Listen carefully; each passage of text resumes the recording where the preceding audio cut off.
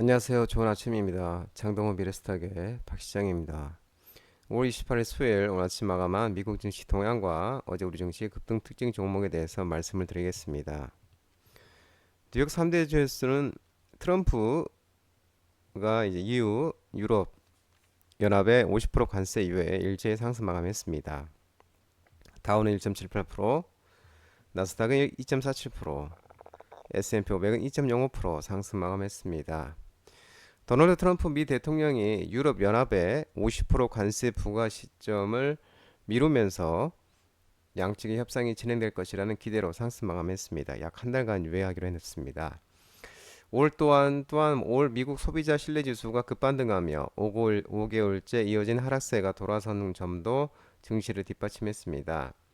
앞서 트럼프 대통령은 지난 23일 EU와의 협상에서 진전이 없다며 다음 달 6월 1일부터 이후에 50% 관세를 부과할 수 있다고 했다가 이틀 만에 좋은 합의에 도달하려면 7월 9일까지 시간이 필요하다고 입장을 바꿨습니다. 경제 지표도 투자 심리를 자극했습니다. 미 경제조사단체 컨퍼런스 보드가 이날 발표한 5월 미국의 소비자 신뢰지수는 98.0으로 4월 대비 12.3포인트, 4월은 85.7이었습니다. 4월 대비 10.3포인트 급등했습니다. 다우존스가 집계한 전문가 전망치 86도 크게 웃돌았습니다.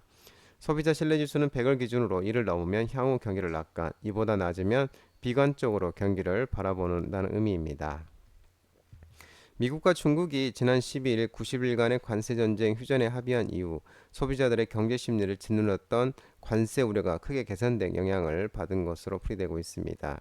주요 빅테크 7곳을 가리키는 매그니피센트 7 주가도 모두 오르는 등 기술주들 강세가 두드러졌습니다.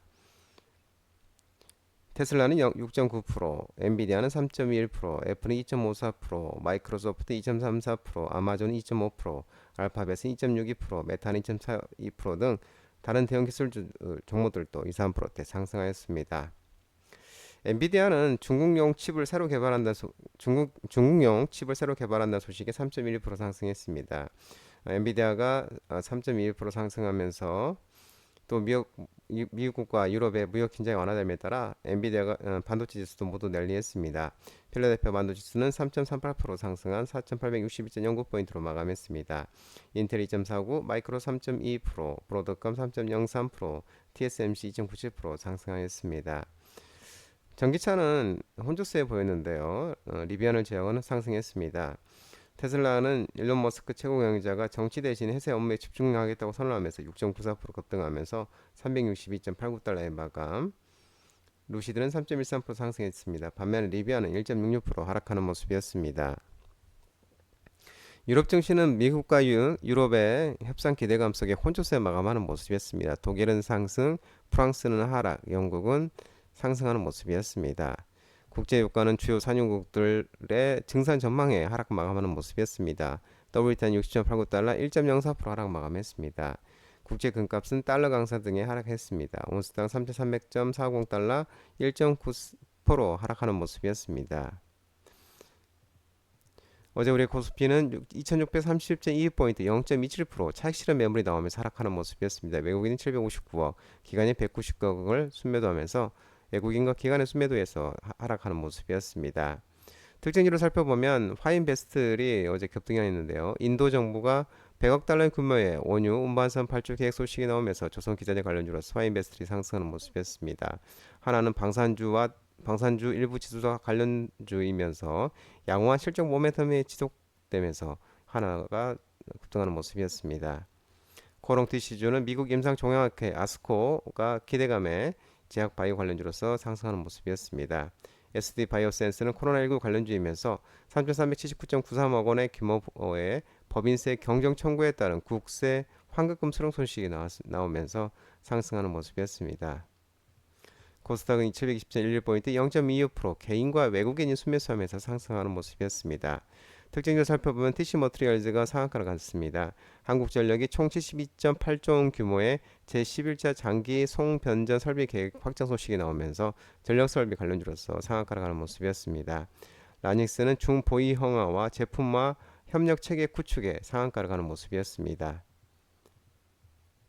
셀리드는 아시아 중심 코로나19 재확산 우려가 지속되면서 코로나19 관련주로서 상승하면서 신규 코로나19 변이 LP.801 백신의 생산을 시작했다는 소식이 나오면서 셀리드가 상한가라는 모습이었고 사페론 구전약품은 코로나 관련주로서 상승하는 모습이었습니다.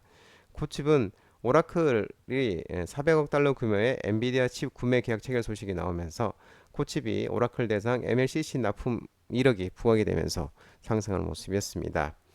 ABL 바이오는 신고가를 달려가고 있습니다. 제약바이오 관련주 상승 속에 BBB 셔틀 플랫폼 그랩바디 B의 확장성 입증과 ABL 301의 임상 1상 결과 발표 기대감이 지속되면서 ABL 바이오가 신고가를 달려가고 있는 모습입니다. 아미코제는 제약바이오 관련주 상승 속에 저분자 콜라겐 펩타이드 AIG 효능을 국제학술지에 입증했다는 소식이 나오면서 반등하는 모습이었습니다. 파이메딕스는 내시경 지혈기구가 미국 FDA 승인을 받았다는 소식에 반등하는 모습이었습니다. 미국 임상종합학회 아스코가 이달 5월 30일부터 6월 3일까지 현지 시간에 열립니다. 미국 임상종합학회 아스코 기대감에 제약바이오주들이 상승했는데 펜젠, 티온바이오, 올릭스, 와이어바이오로직스들이 상승하는 모습이었습니다. 한택은 트럼프 대통령이 신규 원전 18개월 내에 승인 부각 그리고 두산 부각 속에 두산 에너빌리티와 원전 핵심 부품 공동 제작이 지속적으로 부각되면서 상승하는 모습이었습니다. 태웅은 조선기자재 관련주 상승 속에 대규모 초대형 링 단조 설비 독자 구축과 올해 말부터는 본격 가동 돌입 계획이 부각이 되면서 태웅이 달려가는 모습이었습니다. 상승하는 모습이었습니다. 아우딘 피처스는 미국 울타뷰티의 입점 예정 소식이 나오면서 상승하였습니다.